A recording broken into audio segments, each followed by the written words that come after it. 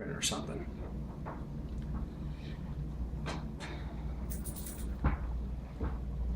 Hi, it's Dave from Cafe Robust Roasters. Today I'm going to go step by step on how to make your own cold brew coffee. Those that live in Arizona know that it is so hot in the summer, sometimes it is just too difficult to drink your hot coffee and get your fix for the day. So this is going to be a easy and cheap way to do it in your own home with the supplies you already have in your kitchen. So we're going to start off with one of our new coffees from Honduras. It's a medium roast, and I'm going to do about 1 tablespoon to every 3 ounces of water. So I'm going to do about 12 ounces. So I have 4 ounces ground up here, and all I'm going to use is a standard glass, and I pour it in there.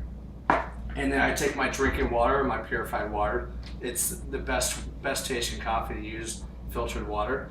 And you pour it in slowly. And you'll see it bubble up a little bit, especially if the coffee is fresh. It's reacting with the CO2 that is still expelling from the bean if it's real fresh, as some of you know from that have purchased my coffee. So I'll get about 12 ounces in there.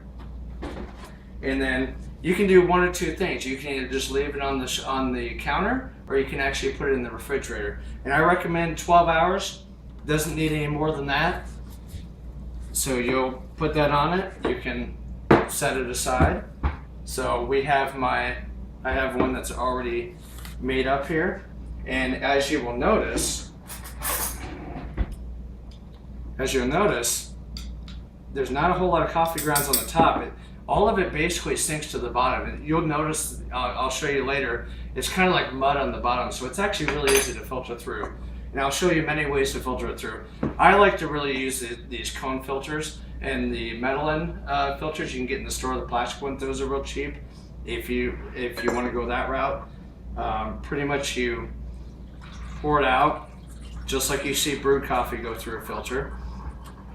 You can do a number of ways. If you have a French press, you can actually already have it prepared in the French press itself, and press the coffee grounds through and pour out there. And you can also just use your good old coffee maker if that's all you have, and just pour it through there, and it'll filter right into the bottom of your pot there. So I like to make 2 or 3 days worth, so I like to use a large jar. I can make 32 ounces with this, so then I could be set and put it in the fridge, cover it with some saran wrap, and I'll be set for 3 days of iced coffee. So let me get our finished product here. So this is one that I've already filtered out, and I have my ice here. You probably only need, this is a good 20 ounce cup, so I probably only need, filled with ice, and then the milk I'm gonna add, I only need about 10 to 12 ounces. So I fill it with ice, fill that up.